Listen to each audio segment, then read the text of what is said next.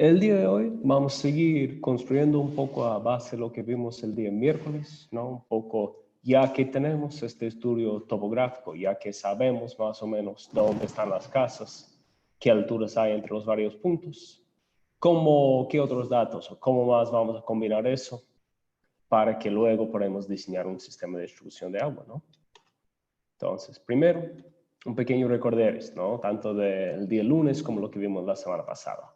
¿No? 4 aspectos críticos así para el diseño de los sistemas de agua, ¿no? La altura y la presión, que son casi lo mismo en estos casos, el caudal y la fricción, ¿no? Esos 4 elementos son absolutamente críticos para diseñar los sistemas, y aunque, claro, todo va a estar dentro de herramientas de cálculo, es importante entender las bases ahí para que podamos saber cuando algo no está bien, cuando algo está medio complicado, y a la vez, ¿no? Para hacer cálculos rápidos en campo cuando de pronto no estamos con una compu. Entonces, primero, no volviendo a esta imagen aquí, a esta idea de la presión estática o de la altura, ¿no? Cuando decimos estática es cuando el agua está quieta. Y de hecho, como en nuestros sistemas no es que está moviendo el agua con una gran velocidad, la presión estática es representativa de la mayoría de presión que hay en nuestros sistemas. Esta presión es independiente de la forma de la ruta que toma la tubería, ¿no? No importa que caiga recto o que caiga así en curvas, la presión aquí va a estar igualito, ¿no? Al igual que no importa el volumen que hay aquí arriba, ¿no? Eso que vimos así el día lunes. Entonces, esta presión es lo que nos dice sobre la resistencia de la tubería, ¿no? Tiene que resistir el peso de toda esta agua que está bajando desde encima. El otro es la idea de caudal, ¿no? Por más rápido que va el agua, hay mayor fricción y más pérdidas. Si no entienden esos términos, qué bien, porque eso va a ser la primera parte del curso del día de hoy. Pero finalmente, ¿no? Tenemos que superar esas pérdidas, eso que vimos con Michel, ¿no? En este gráfico relativamente rápido, ¿no? Que él nos dio unos cálculos básicos para bombas, ¿no? Un 3%, un 7% de pérdida en la línea de la bomba. Está bien para una bomba, ¿no? Es completamente adecuado. Pero para un sistema de distribución por gravedad, que es lo que vamos a ver en casi todos nuestros sistemas, es importante saber eso con más exactitud. Y no es demasiado complicado, que es lo bueno para nosotros. Pero eso básicamente son 2 factores que nosotros no podemos controlar, ¿no? El caudal, al fin y al cabo, es el agua que necesitamos. Nosotros como diseñadores no podemos decir, no, fulano, es incómodo para el sistema que vives allá, necesitamos que te mudes la casa, ¿no? Tenemos que diseñar a lo que hay en el campo. Y la altura tampoco vamos a cambiar, no vamos a subir más una loma que hay porque necesitamos un poco más de altura del tanque, ¿no? En lo más posible, claro, se puede hacer torres, pero en lo más posible queremos aprovechar lo que ya hay en terreno. Entonces, habiendo esos dos que podemos controlar, son los diámetros de tubería. Entonces, para facilitar las medidas en el diseño, ¿no? Para eso, para la altura y para la presión, generalmente, como hablamos ahí con Michelle, usamos como unidad el metro de columna de agua, ¿no? Uno se mete la cabeza en una piscina debajo de 1 metro, esta presión que se siente en los oídos es la presión de 1 metro de columna de agua. Sin embargo, ustedes sabrán en sus países, ¿no? Se vende tuberías por PSI, por bar, por PN, por MPa, por SDR, por cédula, pero nadie vende así tubo en metros de columna de agua. Lo bueno es, hay todos esos calculadores en línea, ¿no? Eso es solo una, está en inglés, pero igual, hay demasiados así disponibles que les permiten hacer estos cálculos, ¿no? Convertir entre, por ejemplo, metros de columna de agua y PSI. ¿Qué es un metro en PSI? Vemos aquí en la tabla, ¿no? Y así podemos saber. Porque el tubo, ustedes saben, ¿no? Los que han comprado cualquier tubo, aunque sea solo para la casa, ¿no? El vendedor le dice, no, este es tubo bueno, eso resiste 120 PSI. Chévere, pero yo no sé PSI, ¿no? Yo solo sé cuántos metros arriba está la captación que yo tengo. Entonces, tenemos que hacer siempre esas conversiones. Vamos a ver, hay que tener cuidado con las conversiones de unidades, ¿no? De pronto muchos de ustedes siguen con la PCDI de la escuela, del colegio, va a seguir, ¿no? Las unidades no desaparecen. Pero eso es un tema. el tubo nos va a decir una presión nominal, ¿no? Una presión máximo que el fabricante nos recomienda. Pero para seguridad, nunca debemos exceder el 80% de esta presión cuando compramos tubería. Es decir, si hemos comprado un tubo de 1 MPa, ¿no? Que es lo mismo que 145 libras por pulgada cuadrada, que es una medida en inglés, pero que igual se ve bastante, o 102 metros de columna de agua. No debemos exceder 80 metros de columna de agua, ¿no? No debemos exceder el 80% de esta presión. Entonces, ¿cómo sabemos presión? ¿No? Vamos a la ferretería y el dueño no sabe nada de eso. Entonces, ¿cómo leemos la tubería? Si estamos comprando tubo nuevo, obviamente, eso está escrito en el lado, con el tiempo, si está enterrado o si ha estado trabajado, a veces estas cifras se vuelven ilegibles. Pero normalmente sí están bien impresas, ¿no? Entonces, todo tubo de calidad, todo tubo que vale la pena comprar, tiene impresa en su lado estos datos. Tal vez el tubo de galvanizado lo tendrá incluso así, inscrito así o grabado así. El orden puede cambiar un poco, ¿no? Las normas nacionales varían un poco en cuanto a eso, pero todos esos datos deben de aparecer, ¿no? El primero es la dimensión exterior de la tubería. En este caso estamos en milímetros. El segundo es lo del grosor de las paredes, ¿no? Ambos paredes, o todas las paredes, tienen 4.55 milímetros en este caso. La presión nominal, PN, que resiste, aquí está en MPa. A veces tienen otro, ¿no? Aquí está cédula 80, que es otro tipo de presión que se usa, yo sé que usan mucho en Nicaragua, por ejemplo. La dimensión nominal, ¿no? Como muchos usamos unidades ingleses, aquí estamos hablando, aunque es de 40 milímetros, lo llamamos una pulgada. El lote, ¿no? Si de pronto hay alguna falla con la tubería, ¿no? Nos entrega así un camión lleno de tubería y todo se revienta a pesar de no estar cerca de su presión, necesitamos este lote para quejar así con el fabricante. Finalmente, ¿quién es el fabricante? ¿No? ¿Cuál empresa? Y muchas veces, aquí está fuera la foto, pero las normas de fabricación, ¿no? Si está según norma ISO, si tiene una norma nacional para la fabricación de tubería, es otra forma de garantizarse que sí es un tubo que por lo menos sigue buenas prácticas de manufactura, ¿no? Hay muchas marcas de tubería, la mayoría suelen funcionar, ¿no? Es raro encontrar un fabricante de tubo que sigue las normas, que tiene todo este dato impreso y de hecho que no cumple, ¿no? Muchas veces el error es comprar tubería diseñado para luz, diseñado así para conduit, ¿no? Para pasos de cables, o diseñado para desagües, que de hecho en ningún momento dicen que va a resistir presión, ¿no? Entonces, pensamos en el grosor de las paredes. Por más grueso que sean las paredes, claro, más resistente es el tubería, ¿no? Imaginamos, pisas un tubo que tiene la pared delgada, se va a doblar un poco, pero cuando ya son bien gruesas, no se doblan. Sin embargo, como hay más agua adentro, hay más movimiento, un tubo más grueso, un tubo de 6 pulgadas, por ejemplo, un tubo de 150, va a necesitar paredes más gruesas para resistir la misma presión. Es decir, aquí 4 milímetros y medio de pared nos resiste hasta 2 MPa. Pero para un tubo de 6 pulgadas, de pronto eso ni nos resiste 1 MPa, ¿no? Entonces, por más grande que sea el tubo, más gruesas necesitan ser las paredes para resistir una misma presión. Entonces, hay tablas en líneas con los diámetros interiores más o menos estándares, ¿no? Lo que usa toda la industria más o menos. Pero como eso es un elemento crítico, ¿no? Vamos a ver por qué. Pero como este dato del diámetro interior es crítico, mucho mejor si puede conseguir los datos exactos del fabricante que va a estar usando en campo. En este caso, ¿no? Tenemos una dimensión exterior de 40 milímetros. Restamos 2 veces la pared, ¿no? Tanto abajo como arriba. Nos deja un diámetro interior de 30.9 milímetros, ¿sí? Entonces, como no estamos cambiando mucho materiales, ¿no? Estamos cambiando mucho si son cosas lisas, si son cosas rugosas, el diámetro interior es de hecho la cosa que podemos controlar en el diseño de sistemas, ¿no? Todo lo demás está fijo o está fuera de nuestro control de cierta forma, pero sí podemos cambiar el diámetro de la tubería. Entonces, aquí se ve uno de estos ejemplos de cómo es una tabla de fabricante, ¿no? Nos dice el diámetro nominal. Aquí ya han hecho el cálculo del diámetro interior, ¿no? Ve que es el diámetro exterior menos 2 veces el espesor nominal de la pared, ¿no? 40 menos 2.2 es igual a 37.8.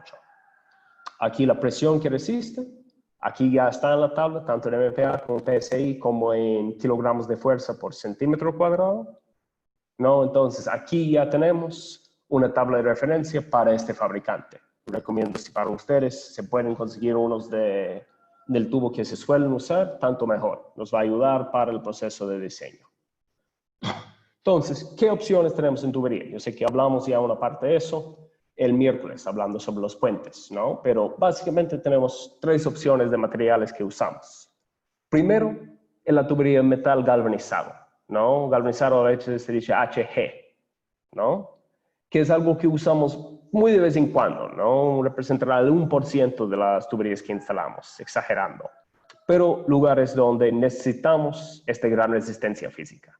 Pasos aéreos, ¿no? Puentes, bajadas desde tanques elevados, igual lugar donde necesitamos que el tubo sea resistente. Tal vez los elementos verticales para medidores, si el medidor no está dentro de una caja, no está enterrado. Entonces, bien resistente físicamente, obviamente, pero presenta algunos riesgos. Uno, es menos liso que los tubos plásticos y es vulnerable a corrosión, es decir, que se gasta, que se va a oxidar básicamente, como acumulación, ¿no? Como se ve aquí en la foto. Ambos van a limitar, van a hacer más fricción, van a resistir más el paso del agua. Lo que hablamos ahí el día miércoles, ¿no? Según el fabricante, a veces la aleación puede incluir metales pesados, ¿no? Metales peligrosos, que podrían salir en aguas ácidas, como son muchas veces, ¿no? Extensiones cortas de tubería. Hay que analizar, uno, si conocemos bien el fabricante, si ellos nos pueden dar garantías sobre eso.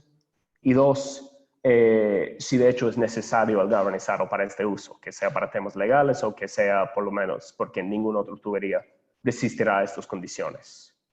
Muy de vez en cuando uso un tipo de rosca que no es compatible con las piezas de plástico que tiene rosca, ¿no? Que está cortado de otra dimensión. Hay muchos fabricantes un poco estafadores, ¿no? Que se importa tubos de China muchas veces, otros países, con galvanizado de mala calidad que se puede correr muy rápido. Y al fin y al cabo es un poco más costoso, es bien pesado y es difícil de manejar en combinación con otros materiales a veces. Estoy hablando sobre todo aquí con los tubos roscables. No sé si alguien está instalando tuberías así con brida, que son necesarios así para tubos de mayor diámetro. Hablamos de mayor a 4, a veces mayor a 6 pulgadas, que presentan sus propios líos, ¿no? Aquí Gustavo tiene preguntas si todos los fabricantes, imagino los fabricantes de tubo, cuentan con esta información. ¿Eso significa, compañero? Con la idea de si cuentan con las dimensiones. Generalmente sí, pero hay que consultarlos. No siempre está público, pero muchas veces ya tienen esta información y deben de tener cómo brindarlo si lo pide así a su agente local o directo a los de la oficina técnica. Si no, puede buscar en línea, muchos tienen, y si al fin y al cabo no puede encontrar, ya, use las tablas generales o use los de otro fabricante. Nuestro próximo material es el PVC, ¿no? Es el más utilizado en todo el mundo. 2 formas de uniones, uno la espiga campana, ¿no? La más típica que a veces vemos para incluso instalaciones domiciliarias, en Colombia, por ejemplo. Requiere pega, un adhesivo, que de hecho está derritiendo a nivel molecular el PVC. Entonces, las uniones sí suelen ser medio fuertes. Y también, especialmente para diámetros ya mayores, hay el anillo de goma o la unión Z, lo que se dice, que solo necesita un poco de lubricante, ¿no? Y ojo de usar lubricantes recomendados, lubricantes comestibles en algunos casos. No vamos a estar poniendo aceite quemado así dentro de nuestro sistema de agua potable. Al fin y al cabo es muy resistente al ataque químico, ¿no? No puede acumular las cosas casi ahí dentro porque es muy liso, no puede corroer, pero ¿qué problemas tiene el PVC? ¿No? Primero, que con el calor se puede perder mucho su resistencia. Ustedes saben, ¿no? Todos hemos, creo, abierto una boca, abierto una campana en un tubo de PVC, calentándolo nomás encima de una hoguera, encima de una cocina de gas, incluso encima de un encendedor. Entonces, pierde su resistencia incluso solo con el calor del sol. Y a la vez, con el paso del tiempo, no es que en un día se va a dañar, pero con el paso del tiempo se va cristalizando, ¿no? Se vuelve quebradiza con los rayos UV. Entonces, hay que tenerlo así siempre fuera de la intemperie. Y los diámetros mayores no nos dan curvas muy fácilmente, ¿no? Entonces, requieren codos, requieren accesorios para andar ahí haciendo aún curvas no muy cerradas. Y finalmente, en cuanto a opciones comunes para tubería, tenemos el polietileno, ¿no? Mangueras se llaman en algunos países, en otros mangueras solo para lo de riego, ¿no? Y se llama tubería de polietileno. Entonces, hay algunos tipos de sellos, ¿no? Hay el termosellado, que se funciona aún para tuberías gigantes, ¿no? Aquí tenemos uno puede ser hasta medio metro eso. Como más comúnmente, uniones a presión, tanto con conectores externas como internas, ¿no? Eso que va ahí con una abrazadera afuera. ¿Qué ventajas tiene? Es muy liviano, es increíblemente fácil de transportar porque viene un rollo de 100 metros, ¿no? 50 metros si es de mayor diámetro, pero imagínense, una persona puede cargar 200 metros de tubería en los hombros, cosa que sería casi imposible con el PVC. Cuando no es de termosellado, es de fácil instalación, los mismos beneficios que el PVC, ¿no? Súper liso, es inerte con los químicos, pero ventajosamente no se degrada mucho con los rayos UV, ¿no? Apenitas. Así se puede estar la intemperie y su flexibilidad y estos mayores largos permiten curvas más cerradas, ¿no? Que en el caso de usar PVC va a requerir un codo. Con eso se puede solo curvar la manguera. Y depende del país, puede estar a un precio muy comparable con el PVC, especialmente para diámetros hasta 1,5 pulgadas. Pero los diámetros mayores sí tienen costos elevados, requieren el termosellado, que es necesidad de luz en el sitio de construcción, que es la máquina en sí. Y una de las ventajas del polietileno es que nada pega al polietileno, ¿no? Los que han instalado biodigestores saben lo imposible que es pegar algo de este plástico. Eso significa que a diferencia del PVC, donde al fin y al cabo de arreglo temporal, ¿no? Puedes abrir una campana en un pedazo y pegarlo ahí hasta conseguir un reemplazo permanente. Aquí no. Aquí, como mencioné, hay esas dos formas de sellado, ¿no? Tanto el termosellado, que requiere maquinaria especial, pero nos permite, teniendo la máquina, hasta diámetros, ¿no? De hasta medio metro, más incluso.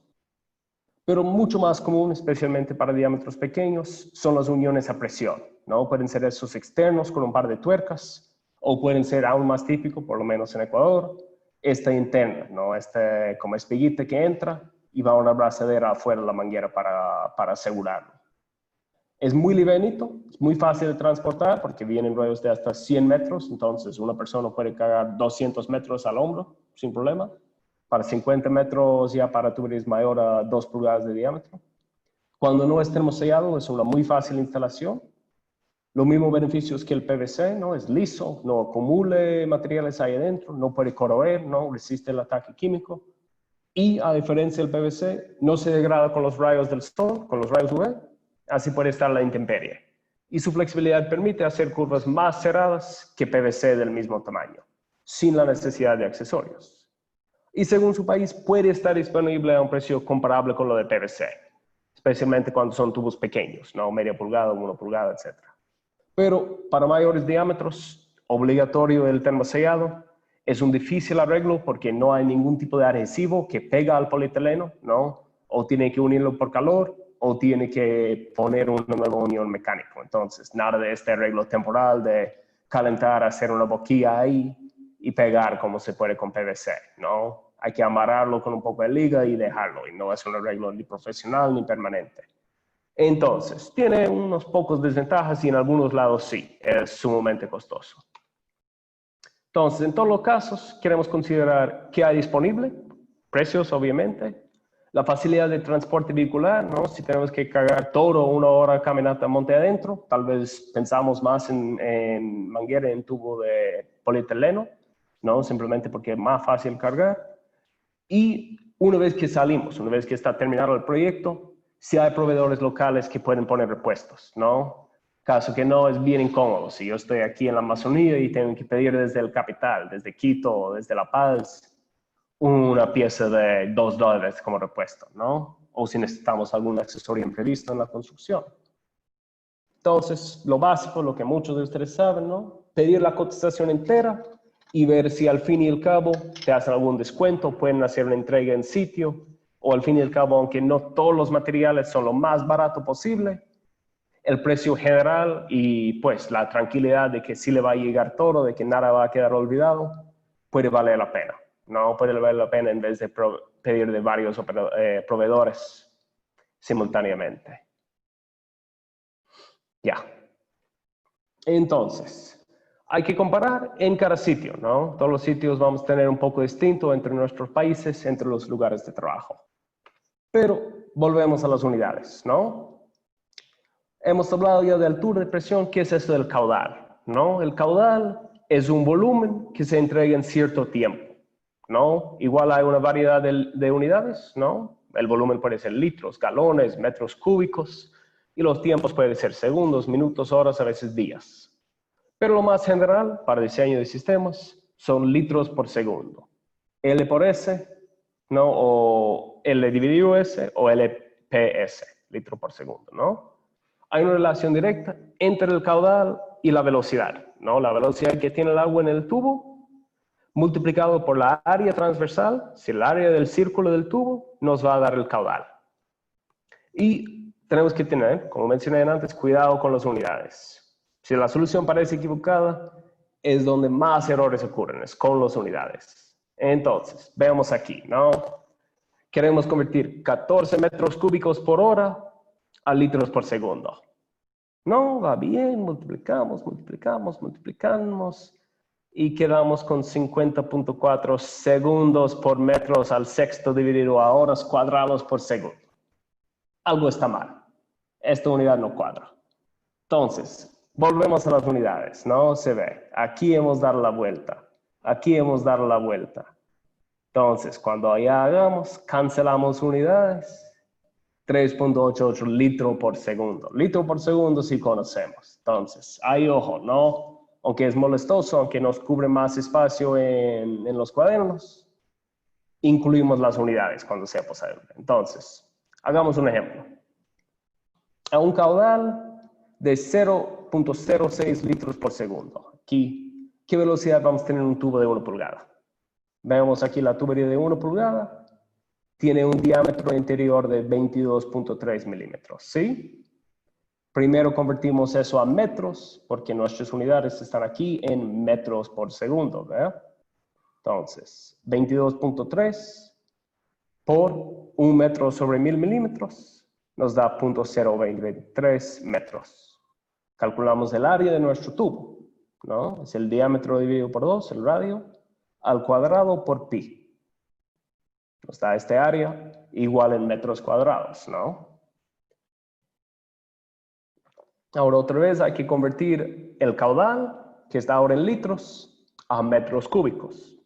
El metro cúbico tiene 1000 litros. Entonces convertimos esos 0.06 a 0.00006 metros cúbicos por segundo, ¿no? Como es un caudal, es un volumen por un tiempo.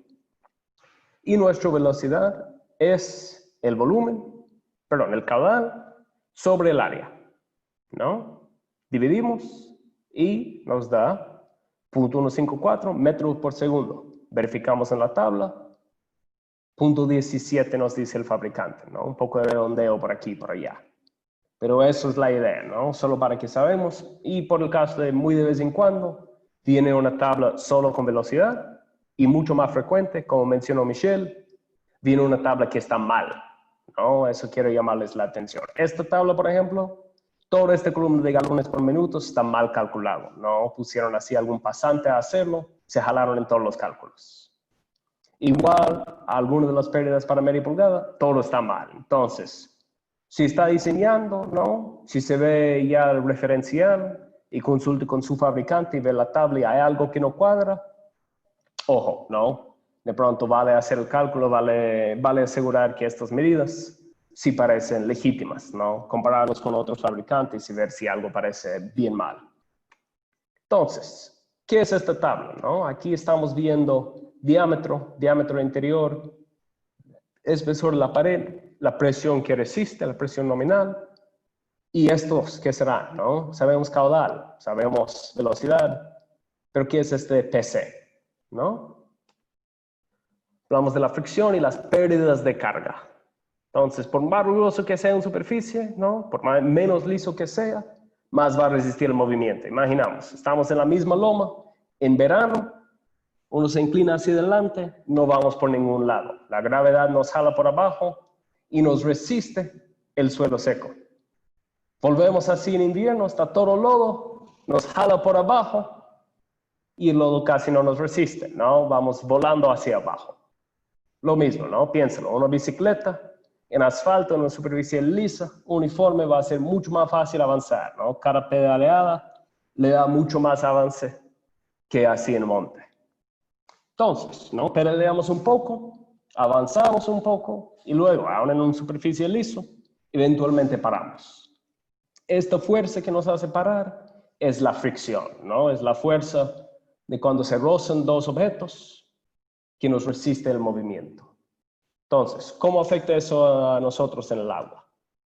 ¿No? Por más rápido que se mueve un fluido, más fricción va a generar un poco entre el agua y los paredes.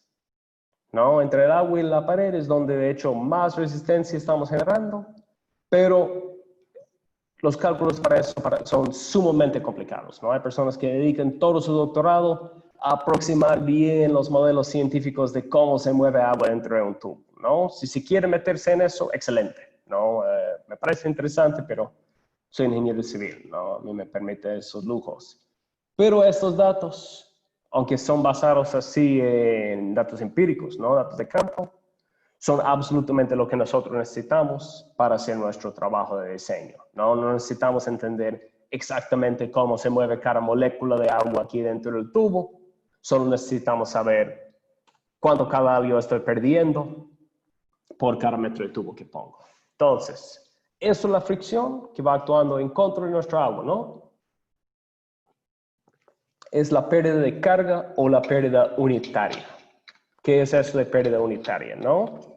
La pérdida está relacionada con dos cosas. Uno, como mencionamos, ¿no? Por más rápido que se mueve, por mayor caudal que tiene y por la distancia, ¿no? Cada metro de tubo genera pérdidas. Entonces, normalmente expresamos lo que perdemos en altura, lo que perdemos en presión, en metros de columna de agua, perdido por cada 100 o cada 1000 metros de longitud de tubo. Entonces, así como es metros sobre metros, se llama una pérdida unitaria. Es decir, ¿no? Vamos a ver en la próxima. Por un caudal determinado, veamos aquí 0.4 litros por segundo. ¿No? Por más grande que hacemos el tubo, hay menos agua, menos parte del agua que está rozando contra las paredes. Entonces, para este caudal, vea, por cada 100 metros de tubo de media pulgada, perdemos 13 metros de altura. ¿No? Ya vamos a ver si todavía no se conecta eso. ¿No? Perdemos 13 metros de la altura, de la presión disponible para subir el agua de nuevo. Mientras que con el mismo caudal, ¿no? El mismo 0.4 litros por segundo, y en manguera de 1 pulgada, solo perdemos 2.2.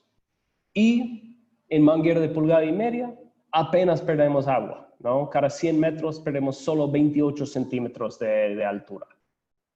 Entonces, eso es otro error común, ¿no? Muchas veces eso es un tema para explicar con las comunidades. Mucha gente nos va a decir, no, hay que instalar manguera más pequeña para que sale así con más fuerza. Pero ojo ahí, ¿no? Tiene que mover con mucho más velocidad para salir el mismo caudal. Pero de hecho no tiene más fuerza, ¿no? Sale más lejos desde la manguera, sí, pero es que tiene que hacer más trabajo. Y haciendo trabajo, pierde fuerza, pierde presión.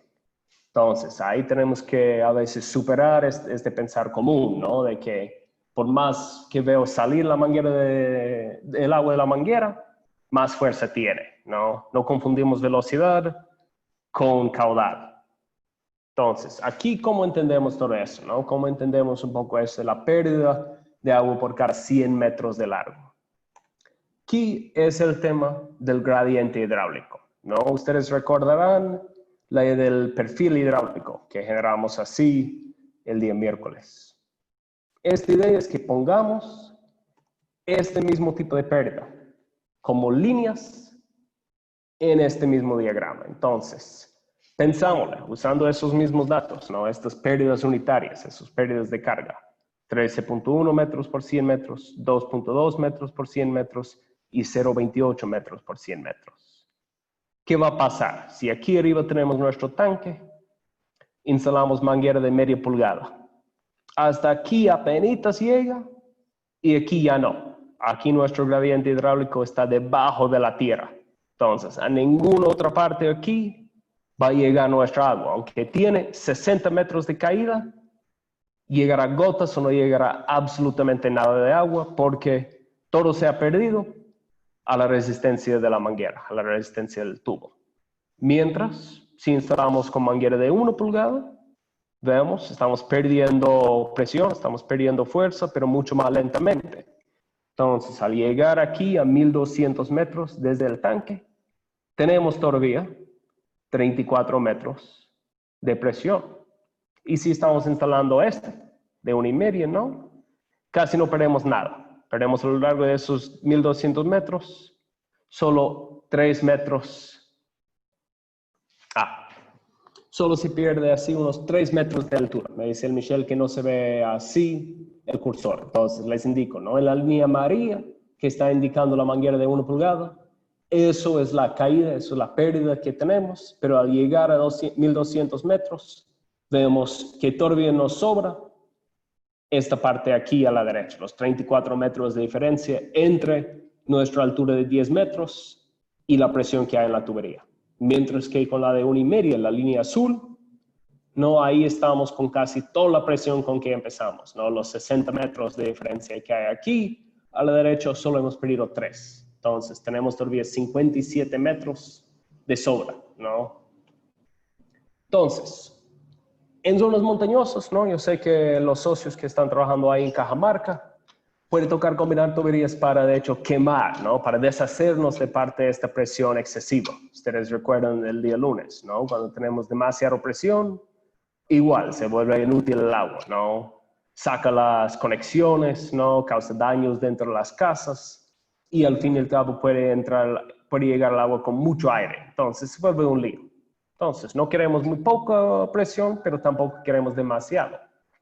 Entonces, puede ser...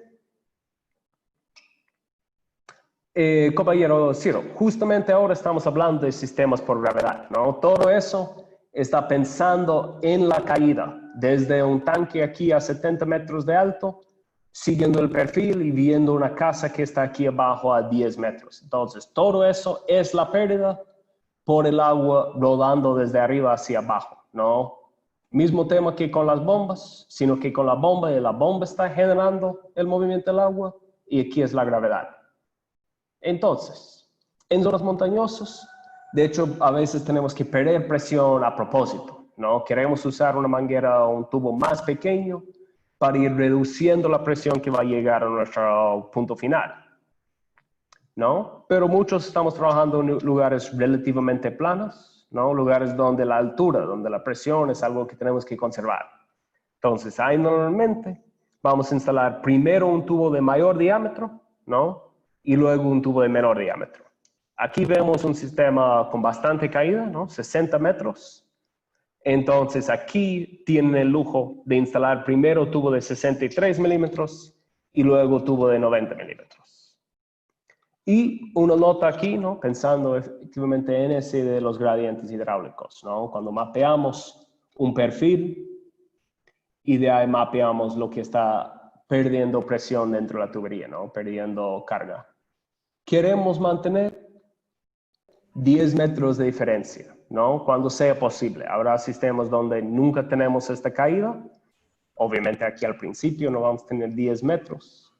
Pero siempre que sea posible queremos mantener 10 metros porque eso nos ayuda a mantener los tubos llenos de agua. Si no, puede quedar atrapado ahí adentro aire cuando hay más demanda y luego demora para sacar el aire, o requiere una válvula de aire. Entonces, cuando tenemos la opción, cuando tenemos altura de sobra, siempre queremos asegurar esos 10 metros de gradiente hidráulico. Y no hay que medirlo en toda parte, ¿no? Al igual que lo que vimos miércoles, vemos los puntos críticos, ¿no? Vemos las alturas, y si pasa ahí, confiamos que pase en lo demás. Entonces, aquí vamos a hacer una pequeña prueba, ¿no? Yo sé que eso puede haber quedado un poco complejo, pero vamos a hacer una pequeña prueba aquí. Entonces, quienes tienen así una esfera o alguna cosa ahí al par para hacerle esta prueba. Imaginamos un tanque aquí encima de la loma a 70 metros y una casa aquí abajo a 10 metros. Entonces, si queremos llevar 0.4 litros por segundo a esta casa que está a 1200 metros de distancia, escógeme 2 diámetros de tubería y sus largos respectivos para que llegue aquí con 20 a 30 metros de presión, ¿no? Con algo suficiente, pero no de sobra. Sam, yo pensé así que hasta los 80 metros de longitud tendríamos que ir con una pulgada, ¿no? Hasta los 800 metros, dice. Para tener... Ya, entonces, aquí vamos a ir dibujándolo para que todos vean. Si ven en la pantalla con la del dibujo, entonces, vamos a 800 metros con 1 pulgada, dice. Entonces, hagamos la referencia. Para 1 pulgada, cada 100 metros estamos perdiendo 2.2. Entonces, perdimos 17,60. ya, entonces hemos perdido 10, hemos perdido un 17,70, más o menos ahí. Muy bien. Aquí estamos con más de 10 metros, hasta ahí estamos bien. ¿De ahí qué sigue? Y después podemos ir con algo más pequeño.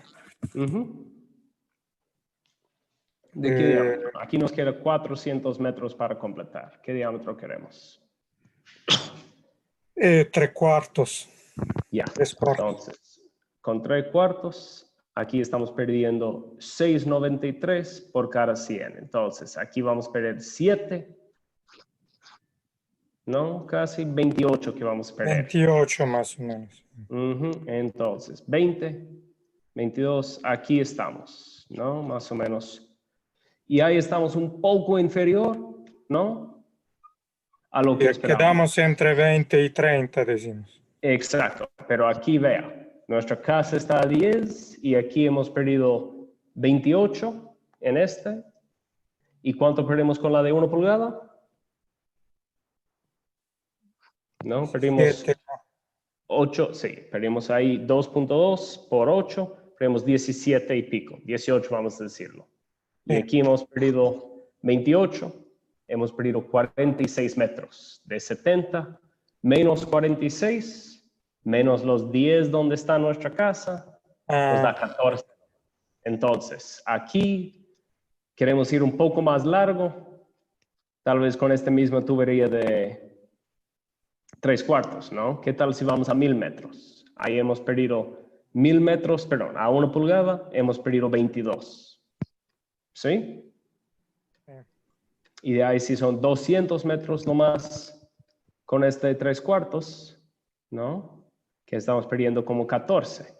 Entonces, ahí hemos perdido nomás aquí y ahí sí, nos entrega con el rango que esperamos. Samuel, yo tengo otro arreglo ahí. Por supuesto, vamos. Entonces, arrancando hasta 300 metros, ¿Ya? 1 pulgada. Ok, entonces, ¿ahí cuánto hemos perdido? Ahí perdimos 8.8 metros de altura. Muy bien. Es decir, tenemos 61.2 aún. Ya. Exacto.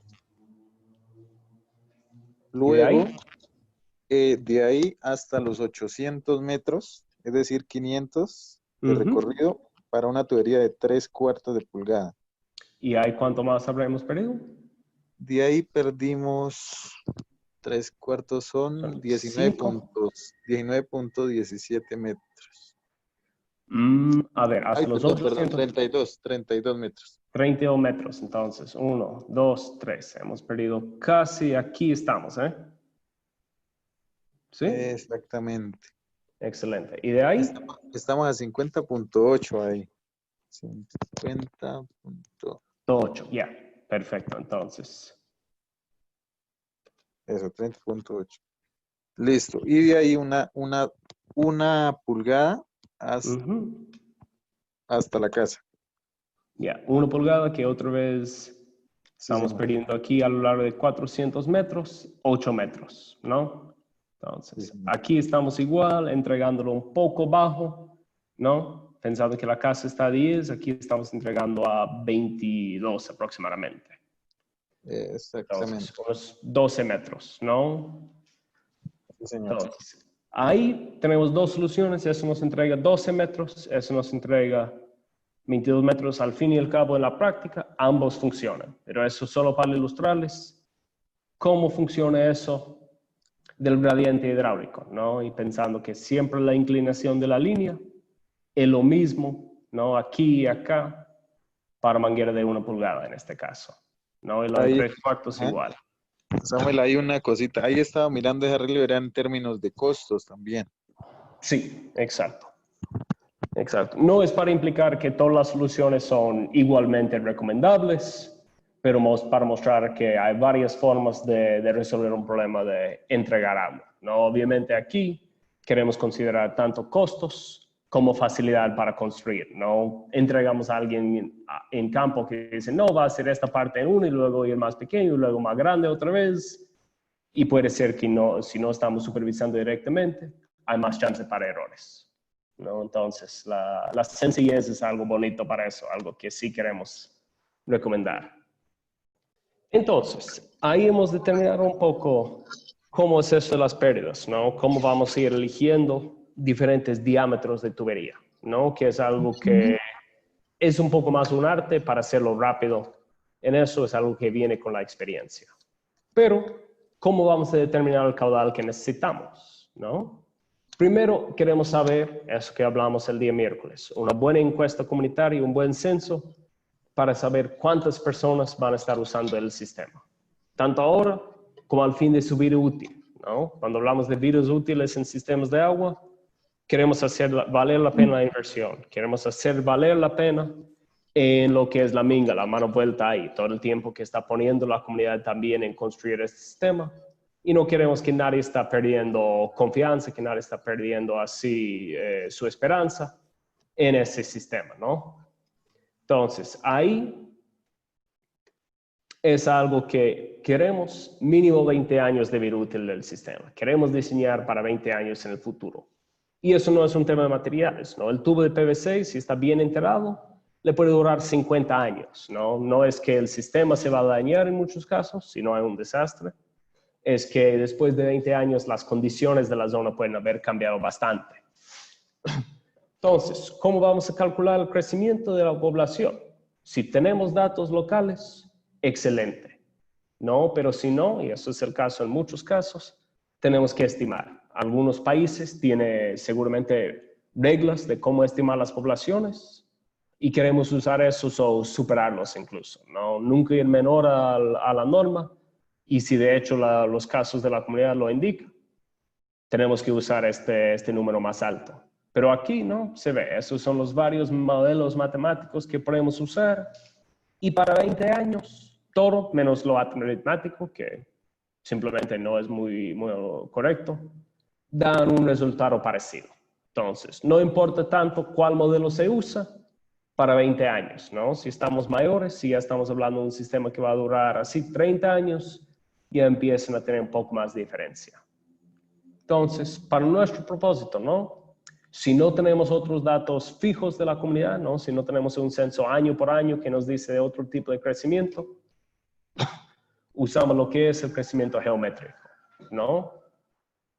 Es decir, otra vez la fórmula, población final es lo mismo que la población inicial multiplicado por 1 más el porcentaje de crecimiento al poder de los años que estamos calculando. Entonces, pongamos números reales.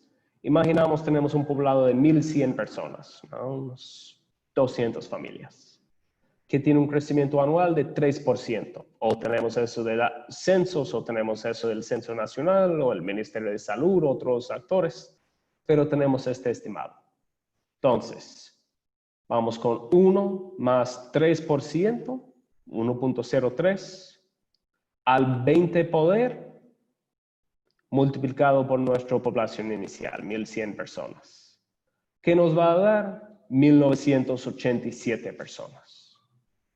Entonces, alguien ahí que tiene a la mano una calculadora, que tiene su celular y no anda en la llamada en el celular, nos puede decir rápidamente, una población de 235 personas, un crecimiento de 5% y un tiempo de 25 años, que es nuestra población al final de los 25 años. Perdón si ahí estoy confundido. ¿La variable ahí qué define? Eso es nuestra población después de 25 años. Entonces, estamos usando este crecimiento geométrico para la población que va a tener nuestra comunidad después de 20 años, porque no estamos diseñando el sistema para ahora, ¿no? Tenemos que diseñarlo para el peor caso. Y el peor caso en cuanto al consumo va a ser cuando ya nuestra comunidad es más grande. Entonces, la idea es cómo diseñamos tuberías que nos aguanten no solo la población hoy en día, sino que nos aguante la población que pensamos que tendremos al fin de la vida útil, al fin de 20, 25 años. Y si es menos... La población actual para antes de la fórmula del P sub 0 es ¿cuánto?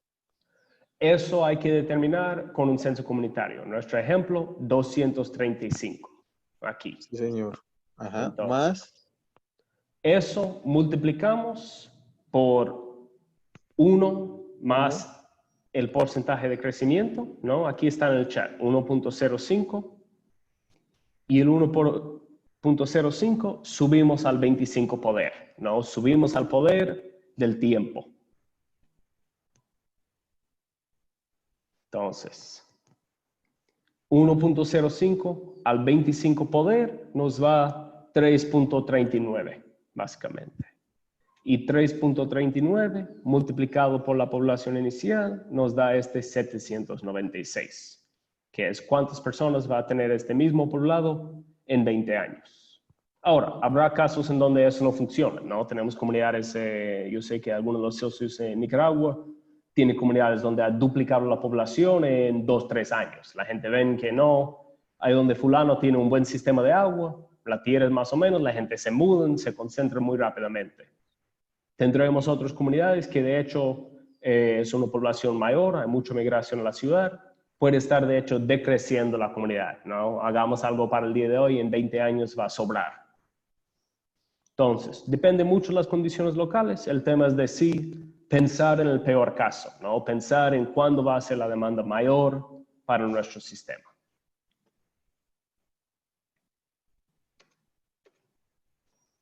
Entonces, luego, ¿no? Ya sabemos cuántas personas hay, qué cantidad de agua va a consumir todas estas personas. Además de los niveles generales que recomiendan las organizaciones internacionales, ¿no? La OMS recomienda una cosa, las Naciones Unidas otro, aunque muy parecido. La mayoría de los países también tienen un nivel de consumo estimado según el tipo de conexión, si es domiciliaria, si son varias conexiones en domicilio, si tienen duchas, si tiene baño con un arrastre hidráulico, según la zona climática, ¿no? Zonas calientes usan más agua que zonas frías generalmente. Si en nuestro país sí tenemos una zona andina, una zona fría. Y estos consumos generalmente se expresan en litros o galones por persona por día, ¿no? Desde un mínimo tal vez de 40 litros por persona por día hasta 120. Pero, al igual que con el crecimiento de la población, siempre que puede tener datos locales, no de la misma comunidad, pero de otras comunidades en la zona, mucho mejor, ¿no? Tener este número lo más exacto, lo más realístico que puede ser, ¿no? Personas que están acostumbradas a tener un fácil acceso a agua van a consumir mucho más que las personas de zonas desérticas, ¿no? están acostumbrados y por tener un sistema de agua entubado no es que va a cambiar mucho el consumo y sus hábitos. Entonces, eso, siempre que se puede tener esos datos, mucho mejor. Si ya tiene algunos sistemas instalados, monitorear, volver a estas comunidades, ver las lecturas de consumo y saber a lo más exacto posible, de hecho, cuánto agua usan estas personas. Pero, faltando este dato, tenemos este rango. 40 en una zona bien seca, 120 cuando la gente sí tiene facilidades económicas, sí están acostumbrados a usar agua más o menos. Entonces, sabemos cuántas personas hay, sabemos cuánto agua va a consumir cada uno, y ahora tenemos la pregunta, ¿cuándo lo van a usar? ¿No? Y eso es un aspecto importante de la demanda. Aquí en la imagen estamos viendo las horas del día y el consumo que tienen las varias casas conectadas a un sistema comunitario, ¿no? Eso es un solo día. Y se ve en la variación que hay en un sistema muy chiquito. Es un sistema de unos 30 casas nomás. Entonces, existen varios métodos de cálculo para la demanda, ¿no? Muchas de las normas nacionales recomiendan un cálculo para la demanda, pero muchas de estas normas son para comunidades más grandes, donde al haber más casas, no imagínense, si tenemos 3, 4 veces esta cantidad de casas, va a haber más líneas y va a ser más constante en el día el consumo.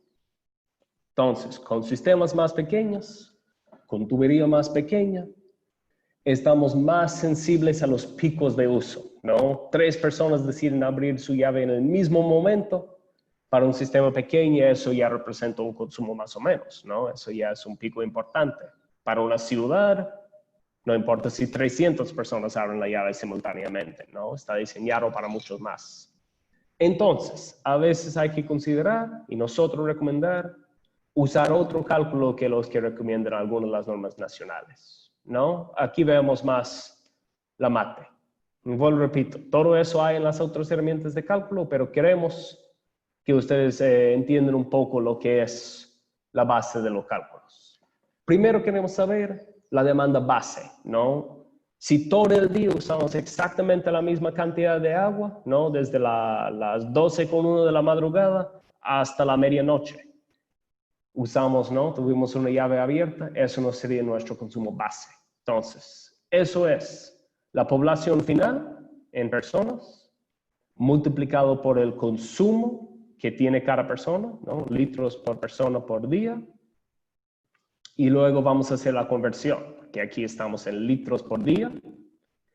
Vamos a cambiar las días a hora, las horas a minutos y los minutos a segundos, ¿no? Para tener una demanda base en litros por segundos. Entonces, volvemos al ejemplo. Nuestro poblado de 235 personas crece al 5% y después de 25 años, consumiendo cada persona 100 litros cada día. Entonces, nuestra base es 796, ¿no? La población final, por el consumo diario por cada persona, 100 litros, por este factor para convertir de días a segundos. Dividimos por 86.400.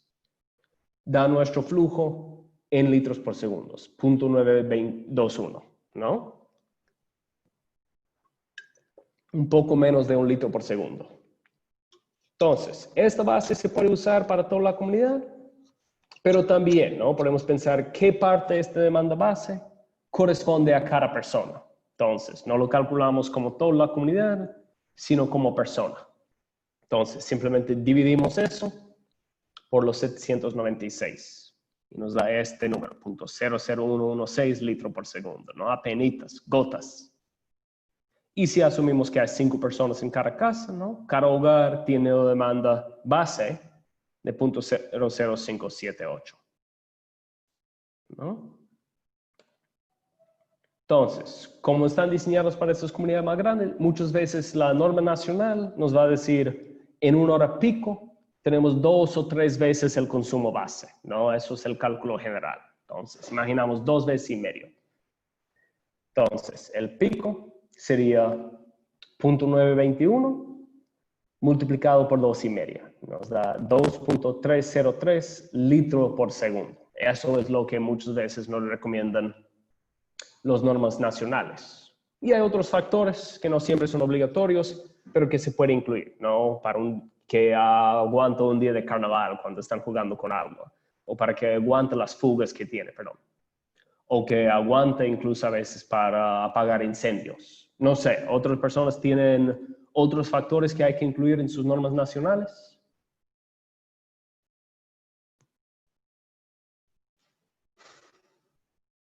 Bueno, ¿sí? Entonces, eso está bien para comunidad más grande, pero para los pequeños imaginamos el impacto. Si hay un normal que va a una sola familia, ¿no? Calculamos usando su base como familia, multiplicamos por su pico. 0.145 litros por segundo. Es el factor que usamos para diseñar, pero de hecho, ¿no? Ellos abren una llave en el lavabo y abren otra llave en el baño. Queremos 0.2 litros por segundo, queremos 14 veces más agua. Entonces, el tubo diseñado para eso no nos va a aguantar, ¿no? Son 14 veces el caudal que hemos diseñado. Entonces, ¿qué es la idea, no?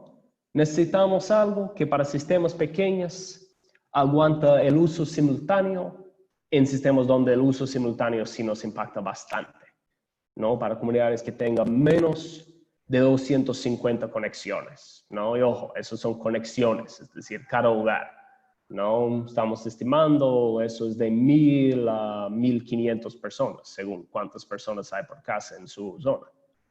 Entonces, volvemos a nuestro ejemplo, con nuestros 796 personas.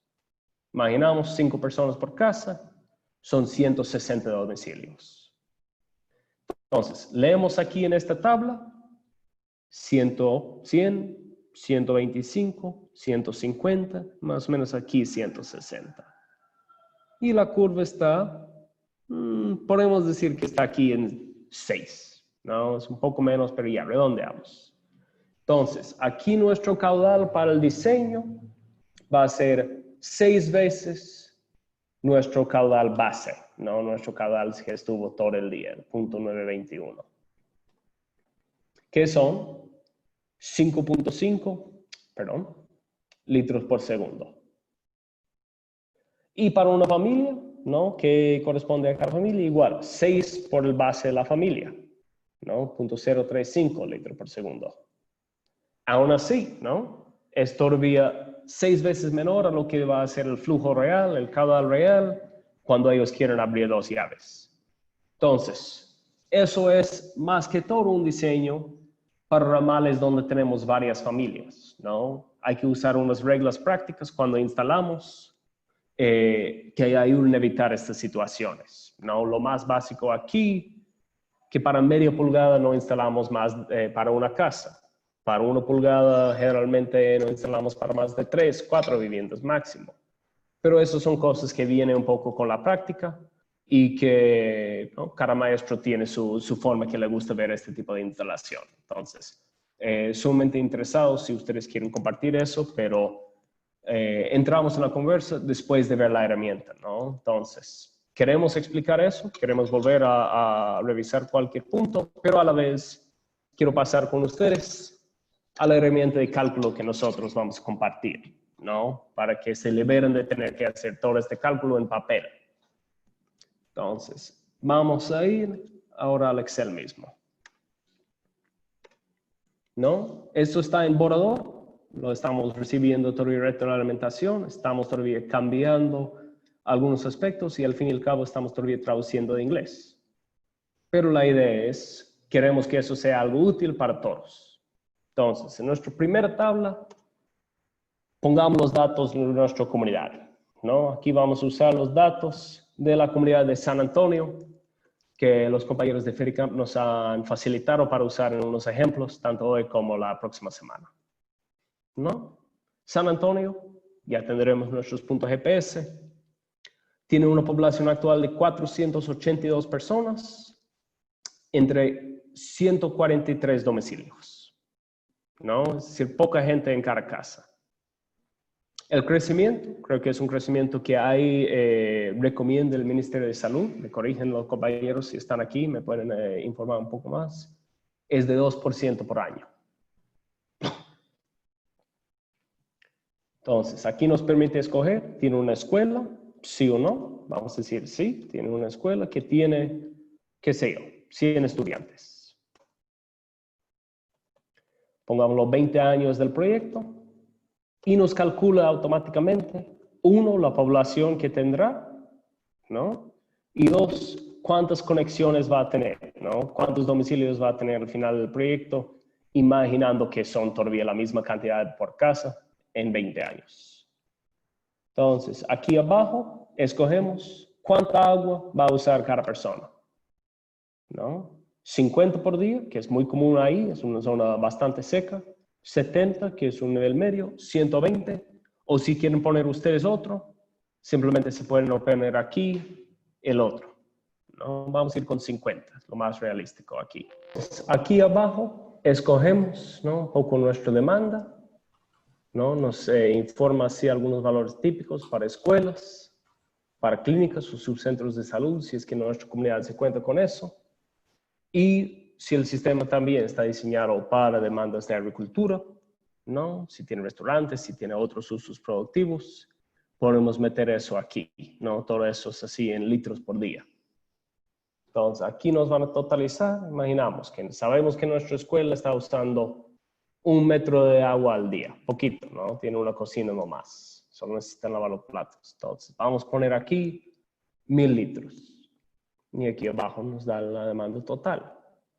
Ahora sí, vamos a lo que hemos venido calculando, ¿no? Vamos al caudal de diseño. Ya nos dice cuántas conexiones vamos a tener en San Antonio después de 20 años, ¿no? Ya lo copia de la primera hoja. Entonces, aquí solo leemos 212, ¿no? Un factor de 5 de multiplicación, la misma tabla que íbamos viendo ahí en la presentación. Y aquí abajo, ¿no?, podemos entrar vuelta, ¿no? Podemos juguetear un poco con esos datos, si no se nos ve bien. El crecimiento de la población, la vida útil igual. Aquí nos va a calcular, básicamente, qué consumo futuro está responsable cada domicilio actual, ¿no? Porque imaginamos que las casas futuras más o menos se construyen en los mismos lugares donde están las casas actuales. Entonces, hay que pensar ahí, ¿no? Para cada casa actual es responsable de casi media de consumo, casa.6, del futuro, ¿no? Es nuestra forma un poco chueco para calcular eso para el futuro, para el uso de diseño en EPANET. Pongamos aquí el factor que hemos leído y nos va a dar este caudal de diseño en litros por segundo, ¿no? Y eso es un número bien importante, un número que vamos a volver a usar repetidamente desde el día lunes. Entonces, eso, ¿no?, es un poco lo que queremos calcular en cuanto a la demanda que hay para cada casa, ¿no? Queremos no solo esta demanda comunitaria, sino la demanda que hay en cada casa. Y eso es lo que vamos a usar ya desde ahora en EPANET, en el programa de diseño. Entonces, ahora sí, ¿no? Yo sé que eso ha sido mucho de pronto.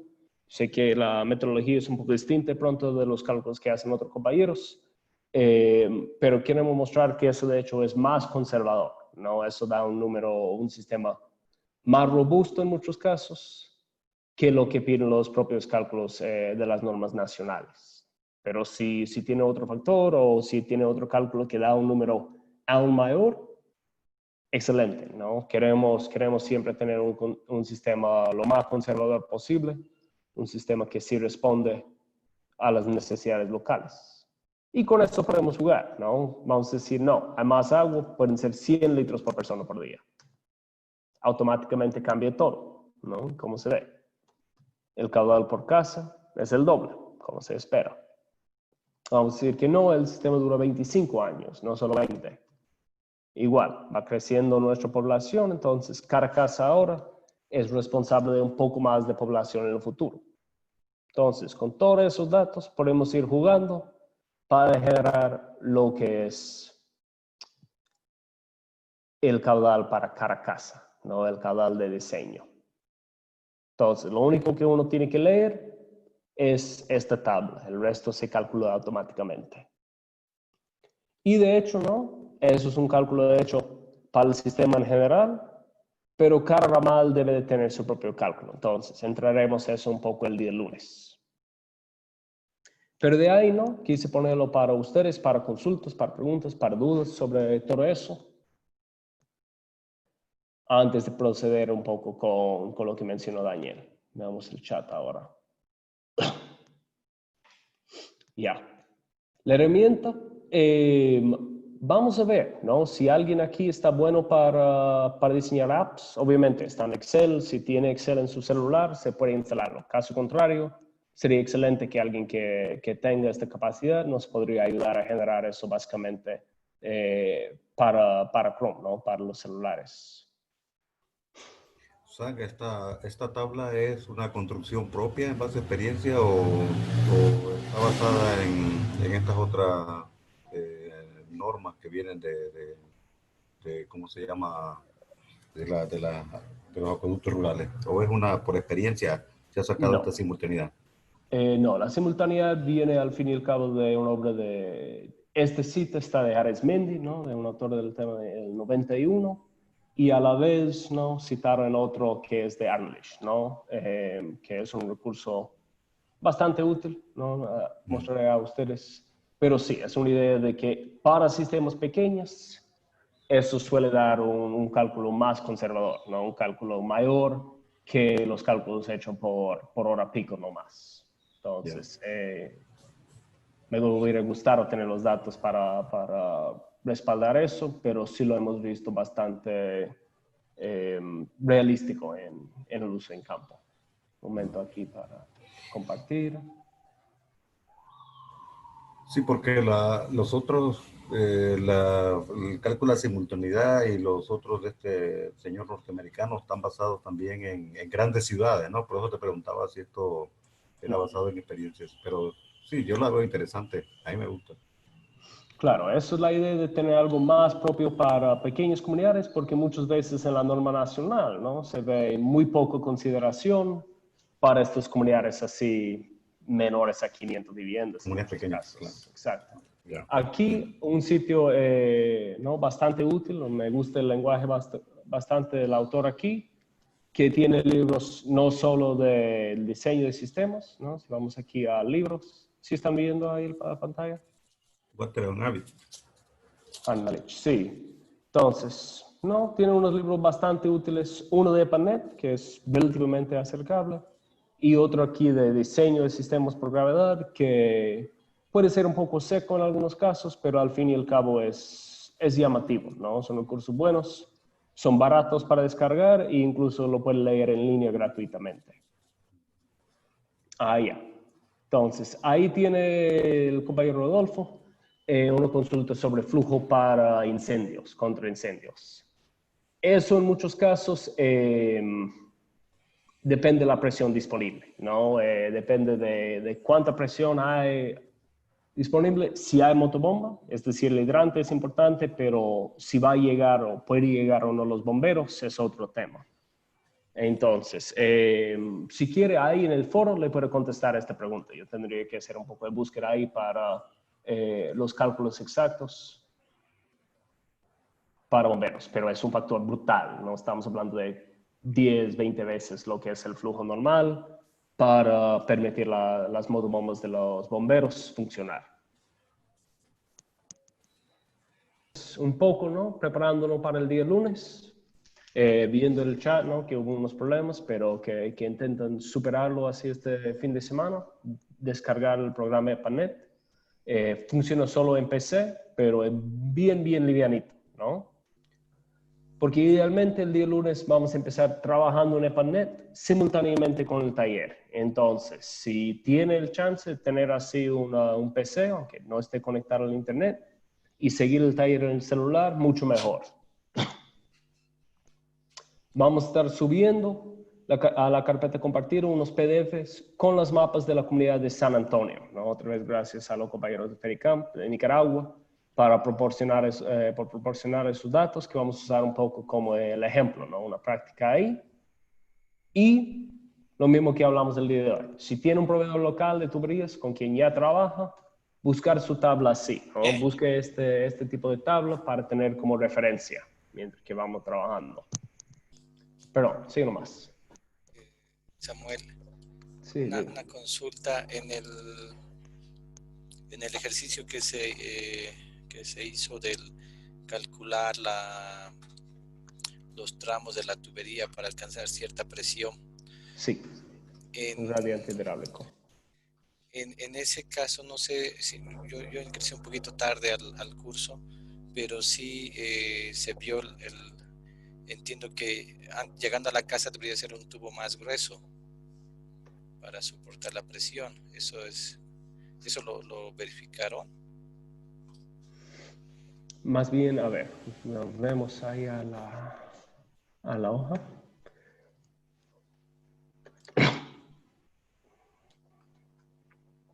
Entonces, aquí, más bien, la idea es que estamos jugando de cierta forma acá. Entonces, aquí estamos buscando entregar exactamente de 20 a 30 metros de presión. No, en la realidad, vamos a aceptar que sean 10 nomás y de pronto vamos solo con 1 pulgada y supera la presión, ¿no? Vamos a ir con 1 pulgada hasta aquí y luego lo vamos a bajar a 3/4. Pero con estas condiciones arbitrarias, puede funcionar ir con 1 pulgada un tramo y a 3/4, un poco menor otro tramo y volver a 1 pulgada. ¿No? Pero da lo mismo, ¿no? Perdón. Podríamos de la misma forma poner eso aquí y eso acá, ¿no? Daría el mismo resultado, básicamente. Que en este caso nuestro caudal no varía, entonces da el mismo si estamos con 1 pulgada, luego 3/4, luego 1, o si estamos todo con 1 pulgada y luego todo con 3/4. Samuel. Sí, compañero. Y en este caso, en el mismo ejemplo que estás viendo ahorita, el ejemplo nos da para una casa, ¿no es cierto? Exacto. Y en caso de que tengamos ya más casas, ¿la presión debe ser la misma para todas? No va a ser exactamente lo mismo si no son condiciones perfectas, ¿no? Si imaginamos, uno va a estar encima de una pequeña loma, otro abajo. Por eso queremos, de hecho, un rango, ¿no? En la realidad no queremos 20 a 30, sino de 10 a 30, ¿no? Incluso podemos tolerar hasta un poco más alto y con mucho, ¿no?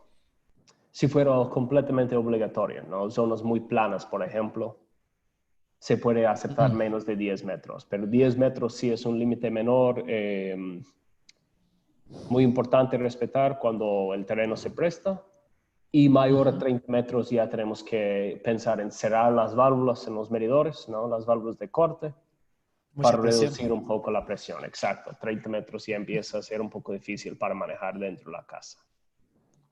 Entonces, eso es la idea, pero sí, si son varias casas, y eso es exactamente lo que vamos a ver con EPANET, porque Así es. cuando son más que unos 4 o 5 casas, ya no estamos diseñando para todo el mundo tiene abierto su llave al mismo tiempo, ¿no? Y yo voy a quejar con fulano que vive al par, no, fulano cierra la llave, yo necesito el agua. Entonces, cuando son pocas casas, hay que diseñar para todo está abierto simultáneamente. Si estamos intentando diseñar un sistema para hasta 10 casas, incluso 15, hay que diseñar para todo está abierto simultáneamente, que tubería nos garantiza un buen flujo. Pero ya más de 10, ya empezamos a ver estos cálculos que se hace mucho más fácil con EPANET. Samuel, una observación en este arreglo, ¿ok? Claro. No, sin causar ruido, ¿verdad? Solamente que cuando la casa cierra la llave, entonces la presión estática en la longitud 650 o 670, ahí se crea la máxima presión. Sería cerca de 75 metros, ¿verdad? Es verdad. Y Como las entonces, tuberías. como si en la tubería, ahí estaría la máxima presión.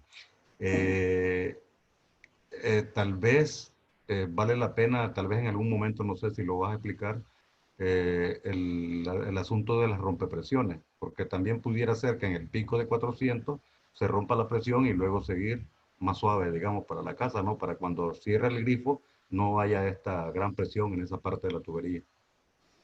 Sí, es completamente verdad y especialmente con esta tubería, ¿no? De polietileno de baja resistencia.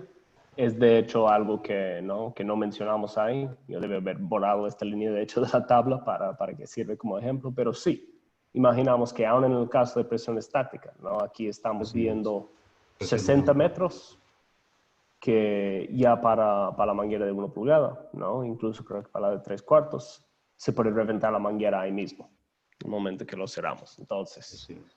eso sí es un punto muy importante para reconocer. Y el tema de las rompepresiones, de hecho me gustaría, ¿no? Que ustedes con más experiencia, no sé, yo he visto que de pronto se recomienda cuando ya hay más de 50 metros de desnivel, pero las recomendaciones exactas para dónde ubicarlos, si eso es más por lo que presta el terreno, o si eso es a la mitad de la bajada, o si eso es según el caso.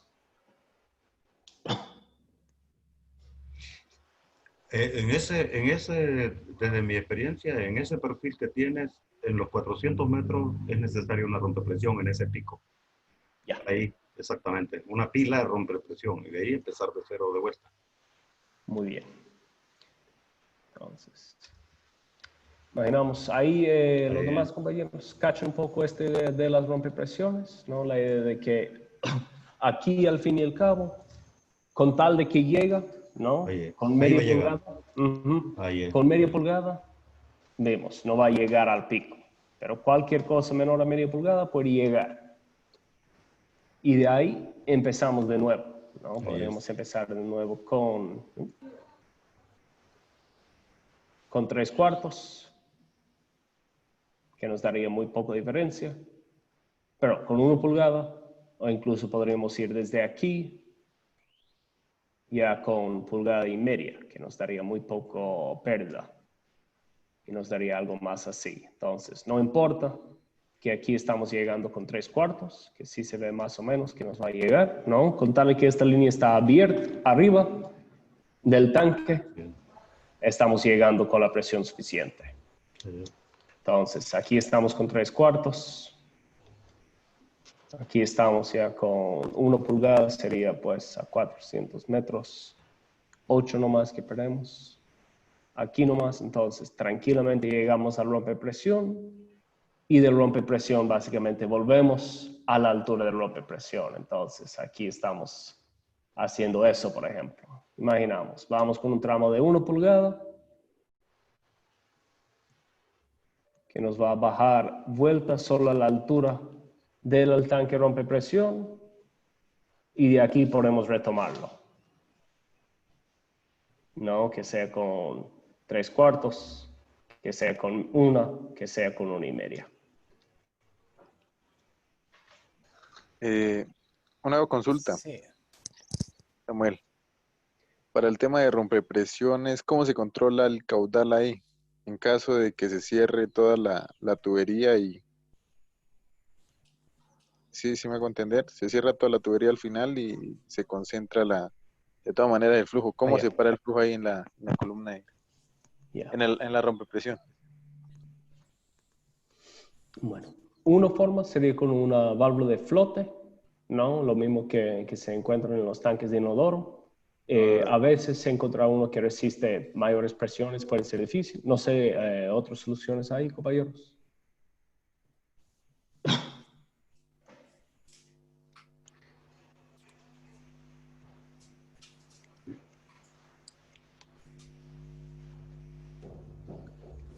Básicamente así es lo más sencillo es poner una válvula nosotros le llamamos de boya, ¿no? Cuando se eleva el nivel en la pila y cierra el paseo. Exacto. Hay que también observar de que actualmente se usan unas válvulas que regulan la presión, pero son altamente costosas en realidad. Al menos pues en Nicaragua eso vale más de $1,000, tal vez una válvula de esas. Entonces, eso no es una solución para los sistemas rurales porque estamos poniéndole más complicaciones a la gente, pues.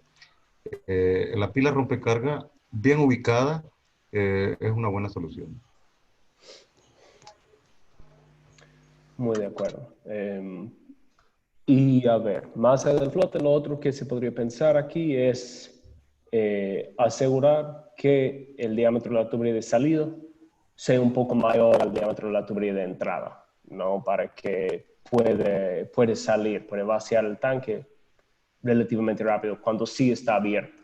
Pero eso es más importante en los casos en donde estamos usando rompepresiones en lugares con gran caudal, ¿no? Si tenemos una línea principal que lo está usando y no solo para una casa.